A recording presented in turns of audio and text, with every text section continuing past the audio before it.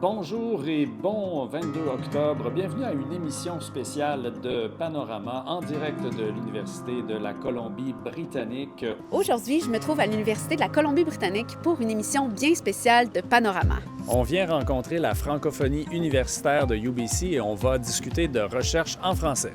Voici quelques-uns des invités qu'ils ont reçus à l'émission dans le cadre d'un 5 à 7 organisé par le Centre de la francophonie de UBC. Le centre, ça fait maintenant 16 ans qu'il existe à UBC. On s'occupe des élèves, on fait vivre la communauté francophone, on crée des partenariats avec le département et aussi on organise ce soir cet événement qui est très important pour nous. Pour la recherche en français à UBC, on a réuni beaucoup de chercheurs francophones.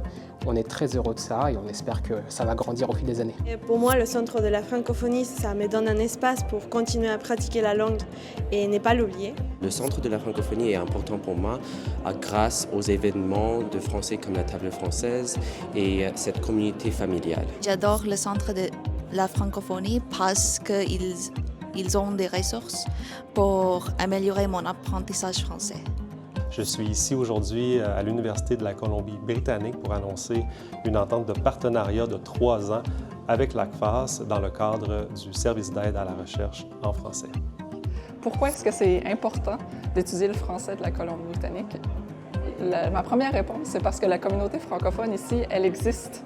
Elle existe, elle est un peu différente des autres communautés francophones au Canada. Et ces différences-là sont vraiment importantes, sont vraiment intéressantes.